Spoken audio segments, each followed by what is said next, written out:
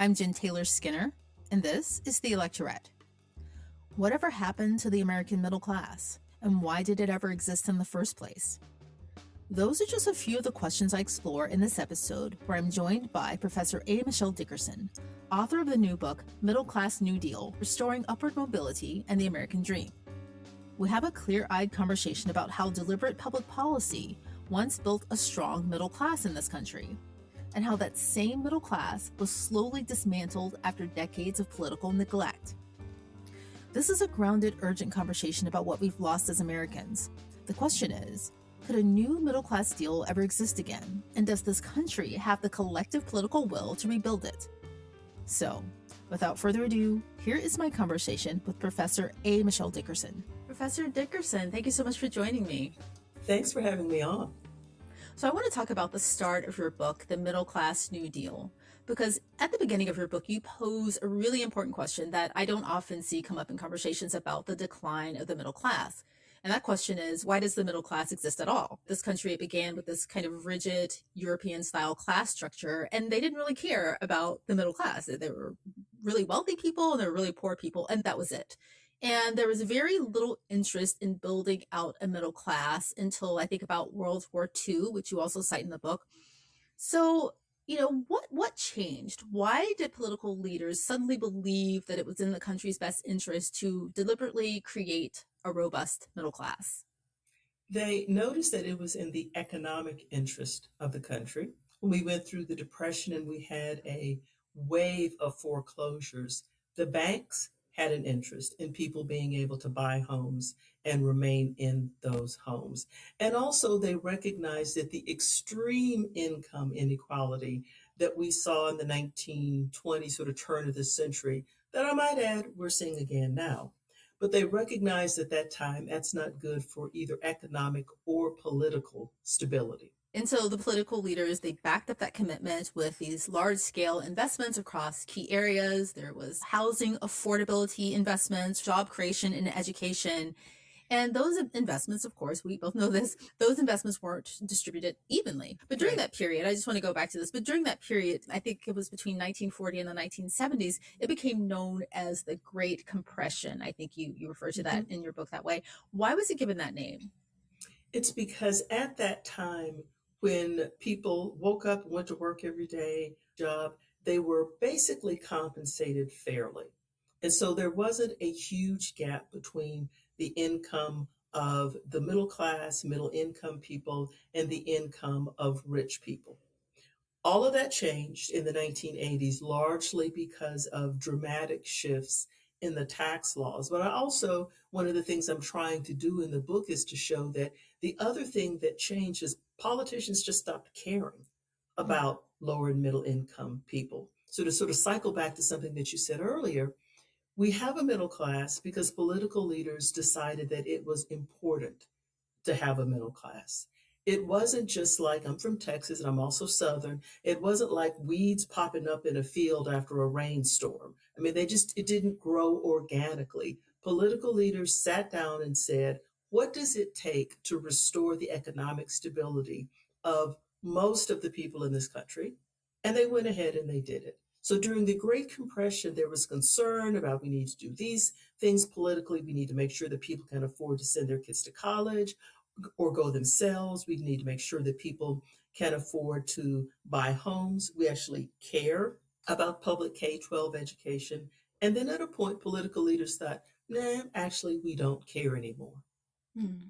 So since that happened shortly after World War II, was there anything related to our standing on the world stage that lended itself to having a stronger middle class? Well, we actually made things in this country. So it was good for GDP, it was good for the economy, it was good for the country. When we had a strong middle class, we had robust, vibrant cities like Detroit. They made cars.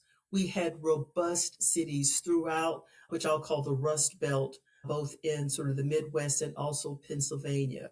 We had robust steel companies. I mean, we made things in this country, and the people that made those things were largely in unionized workforces. They had a decent living, and more importantly, they had benefits. So we were strong on the world stage and strong at home. So we do know that during that period, the gains were not distributed evenly. Specifically, Black people, Indigenous people, generally people of color, but mostly Black people, I think, were kind of left out of that whole period of gain. And I'm wondering if we could project or foresee what might have happened had those disparities not been there, right? If it had been distributed evenly, if these systemic things like redlining or block busting and all of those things that kept Black people out of the middle class, what would have happened to America? Would things have been better just generally long term? Definitely. And so, what I'd like to do is just sort of go back, which you just did, to what happened and then what didn't happen during the 1930s, 40s, 50s. So, the United States political leaders decided we need to get people to be able to buy homes. The way that you bought a home before the Depression was you had to put almost a 50% down payment. You had a relatively short term mortgage, maybe 5 years. And the mortgage didn't amortize, meaning even if you paid off your monthly payments, you still owed something at the end of the loan term. So you had to take out another loan to actually own your home. All of that changed when we came up with the 15 to 30-year self amortizing mortgages. So, one thing I like to talk about, because I've written a bit about housing in another book and also in other writings, is we didn't used to have the 15 to 30-year mortgages or the VA loans. We have them because Congress created them. Well, the problem was, even though that helped a lot of lower and middle income whites buy homes cheaply, not so for Black people. We couldn't qualify for the loans, the banks wouldn't lend to us.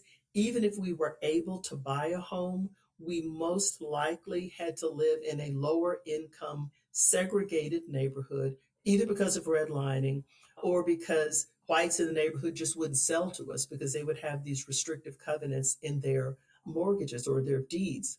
So if I had to say the difference now, if we hadn't had both legal and blatantly illegal discrimination in the past, is you wouldn't see as large of a racial wealth gap. The reason you wouldn't is you would have had more Black people buying homes in the 1940s and the 1950s so that they would actually be able or have been able to leave an inheritance to their children. So, one of the things I talk about in the savings chapter is the fact that Black people, and I include in that chapter data on Latinos, basically, we don't receive an inheritance. And in fact, it is more likely that we have child to parent economic transfers, financial transfers, than parent to child. By that, I mean, Black people die and largely don't leave their children anything. Young Black adults often are paying their parents, their aunties, their grandparents' bills.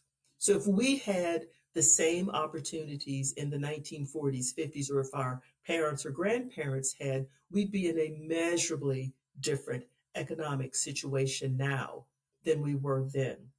I could also add the college piece. Mm-hmm. So, the GI Bill made it possible for people coming back from wars to get a benefit because they didn't have to pay it back. They got a benefit that allowed them to pay their college expenses. And in many instances, they had money left over so that they could take care of their families. So imagine if that had happened to Black people.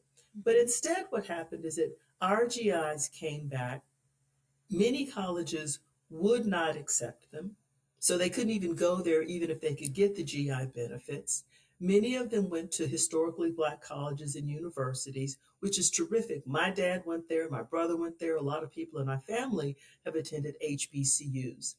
But at that time, they didn't have degrees like engineering or the degrees where if you go there, you can then get a high wage, good, solid job at the companies that were employing recent college graduates who were white.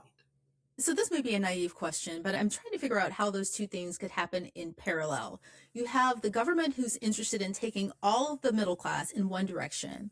Then you have all of these other systemic barriers that are happening at the same time. I'm just wondering how those two things happened in parallel. Was the government just unaware at the time that things would not go in this direction, and all of these banks and these real estate agents and schools, they were going in a completely different direction? I don't know if that question makes sense, but No, it does. The government knew. okay. And I would say we're seeing a little bit of that now. There are some, unfortunately, some political leaders who are perfectly happy for the country to burn to the ground as long as some groups suffer and other groups prosper. What we are seeing now, though, is it is becoming increasingly challenging, I will say, for political leaders to enact draconian policies that aren't also affecting the white middle class. And so I would like to take us back to the 2016 election. It has taken me an eternity to write this book. And so when the 2016 election came, all of us heard about the angry middle class Yes. and the economic concerns of the middle class. And one of the things I sort of did at the time is I thought, there are some members of the middle class who've been struggling financially for decades, but they don't seem to be the folks that we're talking about that are angry. And it's at that point that it hit me, the white part was silent. So it was the angry white middle class that was so capturing the attention of the political leaders in 2016. Well, what we're seeing now is we have a whole lot of angry people of all races in this country. But the government knew what it was doing, and it was perfectly okay to blatantly discriminate against potential Black homeowners because though it may not have been in the economic interest of this country, it was in their political self-interest to do that. Right, right. Well, there's so much there because I remember when we started having these conversations more broadly around the 2016 election about what was happening to the middle class and what was happening to working class. And implicit in that was we were talking about white middle class workers and white working class workers. And I remember saying to someone, we don't have affordable housing, but there are demographics here, like the one that I'm a part of, who've never had affordable housing. Yet, the general population has never been so open and loud about the fact that we don't have affordable housing. But for some of us and some people in this country, we've never had affordable housing. We've never had great educational opportunities. And I just think that's really interesting. You do mention in your book, I don't know if you wanted to say something about that. Well, I was going to say it only became a crisis when it affected people who were white. As long as it was the just life, that's the way it is for Black people, it wasn't a crisis. It was just, well, that's just the way things are. But once it affected the white middle class, it suddenly became an affordability crisis. Whereas this is something that the Black and brown communities have been living with for decades. What do you make of the fact that people are still trying to extract race from that conversation? You have people coming out and saying, oh, let's not focus on identity politics, or let's not focus on the racial aspect of the declining middle class. Let's just talk about the working class and the fact that we don't have, livable wage. Let's not bring race into this. What do you make of that desire to continue going in that direction? Race makes people uncomfortable. Hmm. One of the things I have loved about living in the South, both growing up in Memphis and now I live in Texas, people talk about race. I joke when I was in college, I went to a college in New England. And so I was talking to someone and they were saying, oh, the guy over there, he's got the blue shirt on and he's kind of tall and he's got this. I said, oh, you mean the Black guy? But I mean, they wouldn't even say Black as a descriptor because we don't want to talk about race, right? And I think talking about race, the first thing that happens is for some white people, they feel that they're being blamed, as opposed to no. In the 1930s and the 1940s, the federal government deliberately engaged in discriminatory acts against Black people. It's not that I am blaming you, I'm literally stating a fact.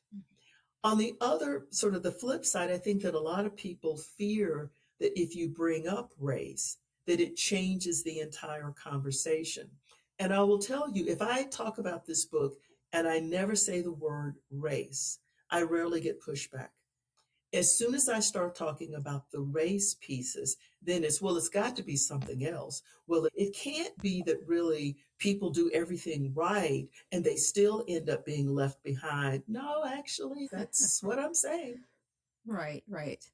It's we were talking about this a bit offline. I grew up in Memphis too, which I talk about here every now and again. But you're absolutely right. I never noticed that people don't talk about race as much. I live in Seattle now, but when you're in the South, I think both white people and black people Oh, talk yeah. about race all the time. And it's very interesting. It's hard to explain that to someone who's never been there, who's never grown up there, about how they can have those conversations, but still be very openly racist in a way that you don't necessarily find in blue cities on either coast, right? Right. It's a really complex thing.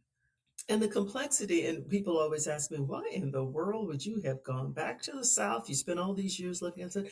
I get the South. I get race in the South, and race is very open in the Mm. South. Whereas in the blue cities on the coast, the person that you're talking to may have just abhorrent racial views. You'll never know because they're never going to talk about race. I'd rather know because at least I can start a conversation if I know where you're coming from in ways that I can't when I'm being deceived. Yeah. My mother used to tell me that when I told her I wanted to move to the coast. She used to tell me that all the time, but that's another that's another conversation. She's like, it's different.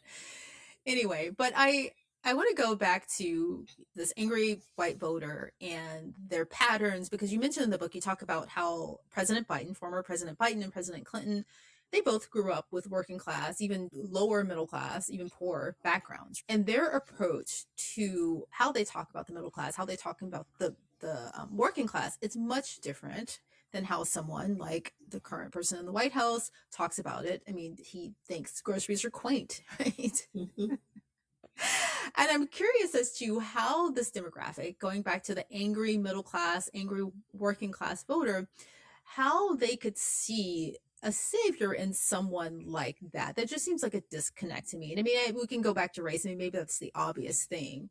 But even in 2016, I mean, maybe it's misogyny. There wasn't a black person on the ticket, and yet still they thought that this person who grew up being gifted millions of dollars was going to understand their plight and save them. Well, I think it's race, it's misogyny, but it's also the ability to convince people that everybody else has failed you since the 1980s. Hey, why not try me? Right. And the thing that was somewhat surprising is that so many people in the most recent election didn't stop and ask themselves, am I measurably better off now than I was in 2020? Now, let's just be clear, COVID complicated everything. So it was hard to have a conversation about what the first presidency of the current president might have looked like because COVID came in. And so you couldn't really have a conversation that, well, things were looking a little bit better for some people, but it still wasn't looking good for the middle class because the response that I almost always get from people is, well, but it's not his fault because it was COVID. And I thought, okay, so we're about to see another 4 years. Unemployment rates are higher for pretty much all demographics. They are going higher now, even for what I call in the book the lower rich, because I reject the concept of the upper middle class. So the lower rich is even, at least with respect to young people, they're starting to see some challenges now because AI is eliminating a lot of their jobs. But I think the angry middle class in the book I described the 2016 voter as the white male who worked in a manufacturing plant somewhere in the Midwest. That was sort of the image of who the angry middle class was. In their view, manufacturing jobs are gone. And they were right. Coal mines are not going to reopen. And so I think they were willing to roll the dice because they were so desperate. We're going to take the race and the misogyny part out for now, Mm-hmm. but they were willing to roll the dice because they thought, well, politicians in both camps, lifelong politicians, have had 40 years to fix this. It's only getting worse. let's give this guy a try. Yeah. I think this connects back to how you open the book when you talk about the kind of the rigidity of the European class system that they brought here. And for a really long time, there was no sense of kind of this upward mobility, rags to riches story in America. And when that started to happen mid-century, when we start to see people going from you can be poor and then you can suddenly become rich, I think that opened the door for a lot of working class people, a lot of poorer people, middle class people to look at someone like Trump and see themselves in him. Like, hey, you know what? Maybe he can do for me, missing the part that he didn't actually do anything for himself. Right. But they want that. I mean, perhaps, right? Well, and also one of the things, I'm not a tax professor, but one of the things I always find stunning is how many people in this country support the estate tax. Mm. People should not be taxed on their estates after they die. And when you find out, it's like, come on, people, we're talking about a $5 million or so estate. None of us are going to have that. None of you are going to have that. But it's always this, but I could. You can't tell me that I won't. I could. Yeah. And so I think you're right that a lot of people were struggling then. I don't think they're struggling as much now, but they were struggling then to imagine that things were never going to get better, particularly with young adults. And I have a 22 and a 25-year-old sons, and I also have obviously spend most of my days talking to sort of 20, well, 18 to 30-year-olds. Yeah. They are sort of showing signs of economic nihilism. They don't actually think things are getting better. I mean, they're sort of expressing a level of despair that is concerning to me as a parent and as a professor. But also, I sort of look to them because although they don't think things are going to get better, they're determined to make things get better. So they don't have faith in the current politicians, but they are willing to look at more non traditional politicians and say, okay, the other thing didn't work. And the example I'll use is the current mayor of New York, right? So everyone outside of the country was saying, why in the world would people have voted for him? And I thought, first, I think you need to be worried about your own community and not obsess so much over New York. You don't live there. New Yorkers get to pick whoever they want to. Mm-hmm. But putting that part to the side, I also think that what young people and older people heard in his political messaging is, I'm going to try to change things to make life better for you. Yeah, yeah. I want to go back to Mayor Mamdani in a minute because that's a really interesting story, especially around the housing piece. So we'll talk about housing a little bit later. But I do want to go back to talk about, again, how we arrived at this moment and some of the contradictions that we have. Because when the middle class started to fail and people started to become angry, the political leaders who were responsible for failing them and not investing in the middle class, instead of trying to come up with policies that would fix things and turn things around, they started blaming the other. They started blaming Black people were always blamed, right, from the beginning, right? But they started blaming the immigrant population specifically. And I think we can see a very clear through line to starting to blame the immigrant community for the fact that you don't have housing, the fact that your job may have gone away, whatever the thing that you felt that you lost, to the brutality that we're seeing right now on the streets. And the fact, not just the brutality, but the fact that so many people are still sitting on the sidelines and trying to justify it, frankly. Right. And maybe in their own minds, they don't see the justification. They don't see the through line that this is really about the fact that you felt that someone owes you something, that someone stole something from you, but it really is. And I don't know what your thoughts are on that. Well, I don't know that people are justifying it so much as they don't care. Right. Right? Because once you've turned human beings into non-humans, it's easy to turn away and say, well, what's happening to those non-humans doesn't affect me. You are absolutely right, though, that the political leaders did a brilliant job of saying, first it was Black people, well, the affirmative action and their force and first was quotas. And then when it was clear that companies weren't actually imposing quotas, then it shifted to affirmative action. And then when it became clear or prohibited by some Supreme Court opinions that you couldn't engage in certain types of affirmative action, then it became the boogeyman of DEI. But so that was the storyline about Black people. And then we add to that, the immigrants are coming here and taking your jobs. The immigrants are coming here and running up the price of housing. The immigrants are coming here and ruining the public schools. And as long as you can convince people that someone else can be blamed, whether it's Black people or immigrants, they're not noticing that the people that actually should be blamed are not the people that are horizontally with them, but the economic elites at the top. Those are the ones that should be blamed. Exactly. So I know we've gone past this moment, this in the timeline of your book, but I'm curious as to what specifically did change when things started to decline around the 80s. So what was that change where they said, hey, this isn't serving us anymore? I know a lot of people blame Reagan, but what specifically happened where they said, we don't care to invest in the middle class anymore, and whatever happens, happens?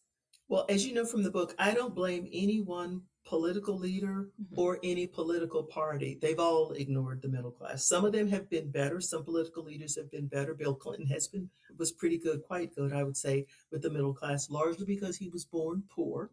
So let's just sort of put a pin there. So I will blame Ronald Reagan for one thing. When he destroyed PATCO, the air traffic controllers union, Mhm. that was the first step toward gutting organized labor. And when you make it hard for people to be a member of a union, when you weaken labor unions, what that means is that you embolden businesses and the companies that own, or the entities that own them, whether it's a hedge fund type now or it was shareholders earlier, you allow them to do things like get rid of defined benefit pension plans. Oh, they're too expensive. We can't afford to have them. Let's let our employees have choice. They can choose to invest in an IRA, a 401k, or one of the other alphabet plans that most people really don't understand. So rather than companies investing in the long term economic security of their current workers who will be retired workers, they decided, nope, we're going to put all of the investment risk on you. You figure it out. You see if you can come up with enough money to live on if you retire at the age of 65, but you may live until the age of 90. The other thing that started to happen, and again, a lot of younger people don't understand that the concept of an independent contractor or the gig economy, those didn't exist in the 1980s. And so if you allow companies to do things like decide, well, let's outsource our janitorial services, let's outsource our groundskeeping, let's outsource our accounting department, and then we'll rehire them through a temporary agency as an independent contractor, which means we don't have to provide them benefits. We don't have to, there's no retirement we have to provide, there's no health insurance we have to provide. And more importantly, they can't organize and join a union because they don't work for Amazon. They work for a delivery service provider that we enter into a contract to get those employees. So those are two of the big labor shifts that happened starting in the 1980s. We started gutting unions. And when we did that, there was no one there to fight on behalf of workers. And so employers started doing things to make workers weaker economically. And it had a cascading effect on all the key areas that we talked about earlier. If you don't have 401k, if you don't have savings, if you don't have solid health care or insurance, health insurance, right? You're the next generation, your children will have less, and it'll just kind Mhm. of cascade from there. So yeah. And what you will have is debt. So Mhm. one of the chapters on the book, I talk about debt, whether it is people that should have long paid off their mortgages and they still have mortgage debt, people who are drowning themselves in student loan debt so that they can get the credential that they need to get a solid middle income job, or whether it's people that get to the end of each month and they realize, okay, my wages are still stagnant. I can't remember when I had a last raise, but other things are going up because inflation is a real thing. And so they are borrowing to replace income, which makes absolutely no economic sense that people are using debt as an income replacement. But that's Mhm. exactly what people are doing. So that's been going on for a very long time, right? Exactly. Mm-hmm. So let's go to Mamdani and specifically about the housing piece, because towards the end of the book, there are some solutions, right? You call them, for instance, you call out a New Deal housing plan, right? And Yes. I want you to go into the details of that. But did you see when Mamdani was on the campaign trail, did you see some of your suggested policies mirrored in his proposals? Yes. And the main thing I will say about housing is that we've been talking mostly at the federal level. Housing is local. And so, what may be needed in New York for people to have affordable housing is very different than what you need in Seattle or Austin, Texas. And so, again, I kept stressing to people when they were saying, oh, he's coming up with all of these socialist policies and it's awful and the world as we know it is going to end. First, it's local. He is responding to his constituents' need to have affordable housing. And affordable housing in some cities does not mean you're ever going to be able to buy a home. So when I first started writing about housing, it was on home ownership. And I quickly realized that for a whole host of reasons, some people are not going to ever own a home, but they still have the right to affordable housing.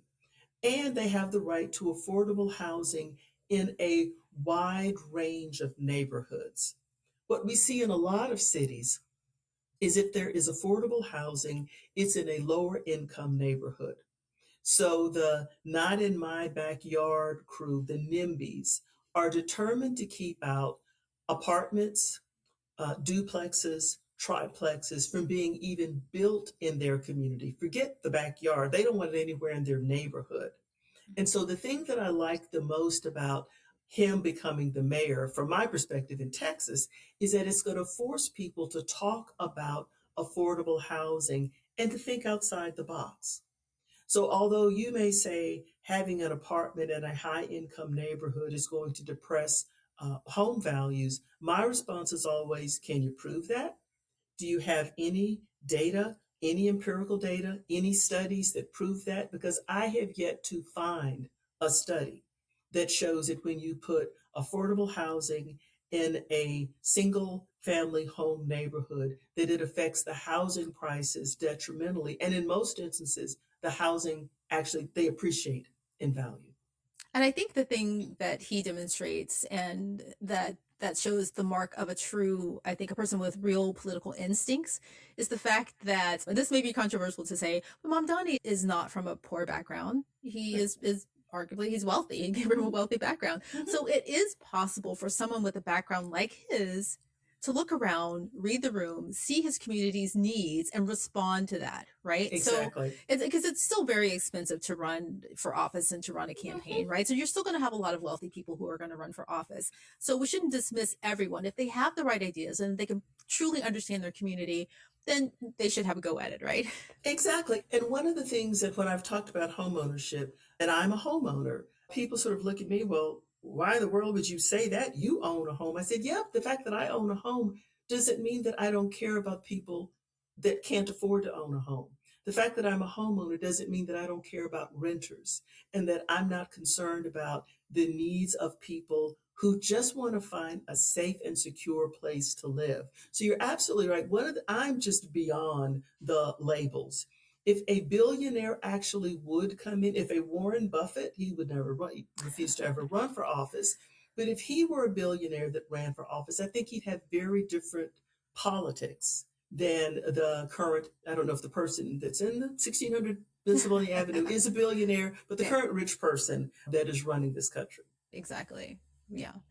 So also there's a plan for education, right? And I think what's really interesting when you read the end of your book, you talk about these plans that exist, right? You talked about the New Deal educational plan and how Kamala Harris, I think, came up with a plan. I don't know if it was while she was in the Senate or while she was doing her presidential It run was during the Senate. during Yeah. the Senate, right? That mirrored a lot of the things that you think would work. So can you tell me about that?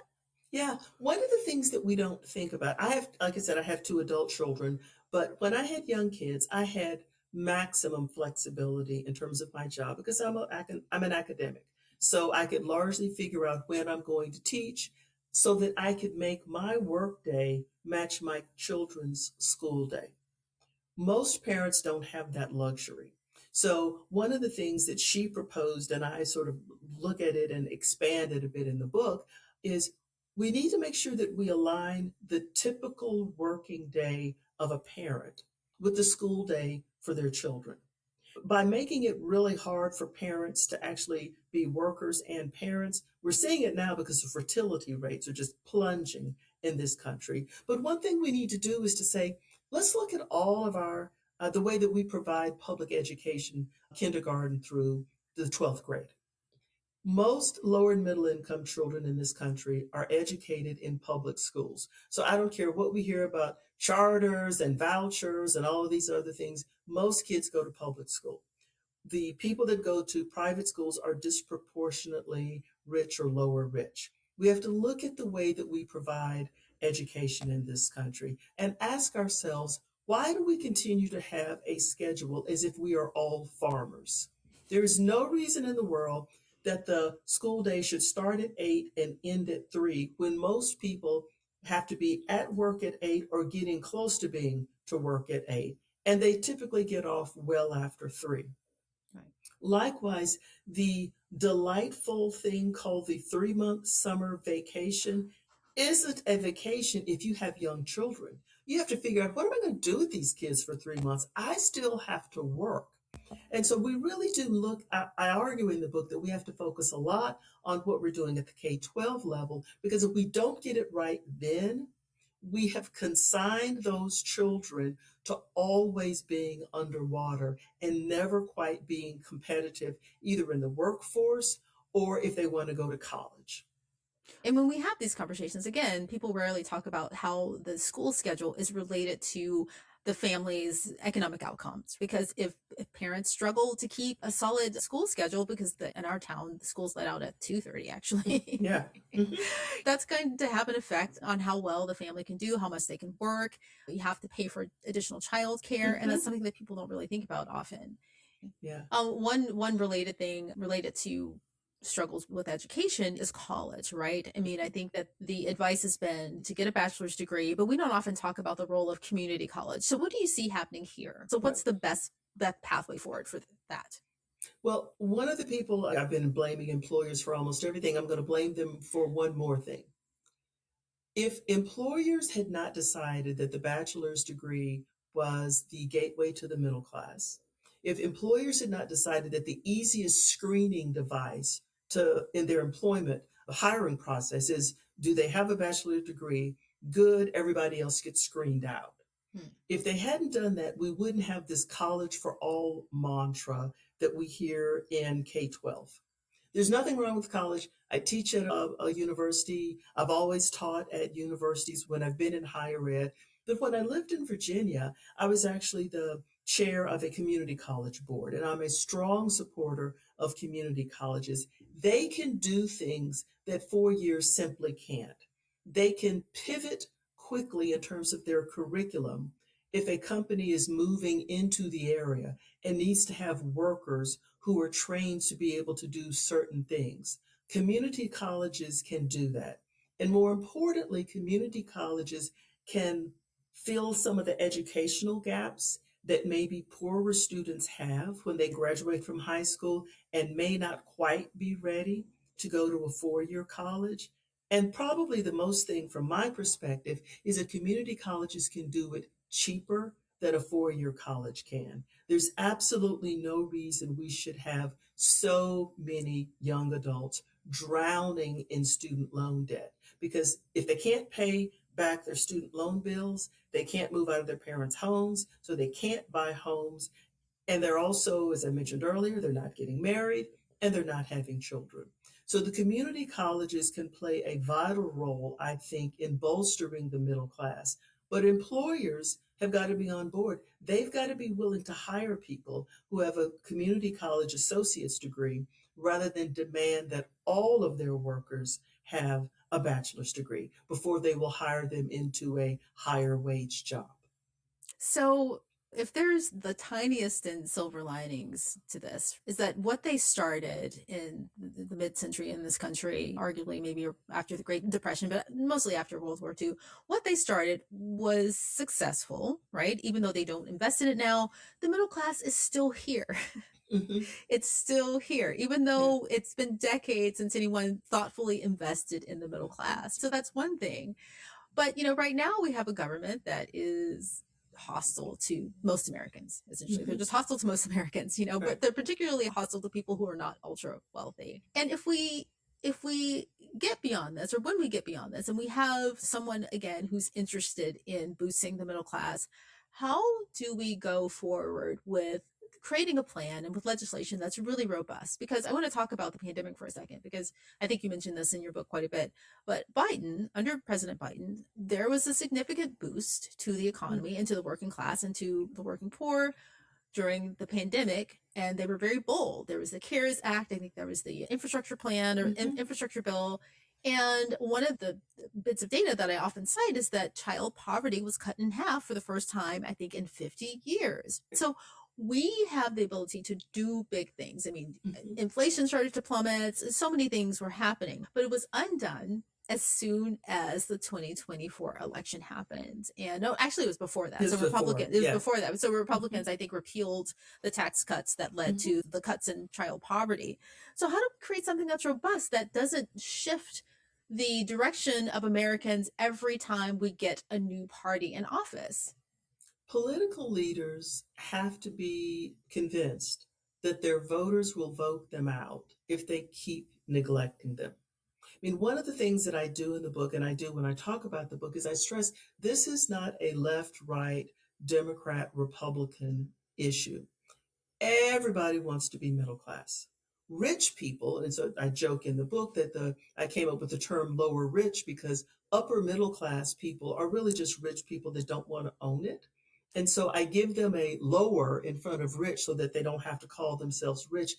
Very poor people will say, well, I'm struggling, but I'm middle class. So political leaders have to be convinced that all of this country of things called voters will vote them out unless they start paying attention to the middle class.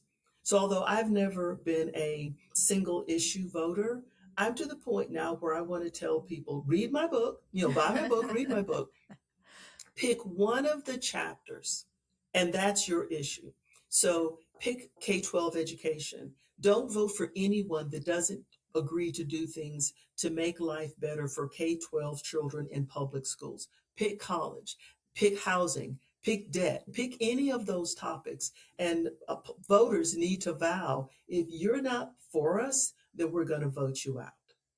Yeah. And that's so important. Obviously, this is a midterm year, but I want to add to that, going back to race for a second, because, we're in the primaries. So your message is really, really important. You need to vet and think about very deeply who you're voting for in the primaries. So once the midterms come, because things are looking pretty good for Democrats for the midterms. So the choices that you make now are really going to matter when and if they have majorities, because it's going to dictate how those people are going to vote when it really matters. But I want to say that there are a lot of people out there who are spouting the line of we have to abandon identity politics in this. We can't talk about race when we're talking about the middle class or boosting housing or creating affordable housing.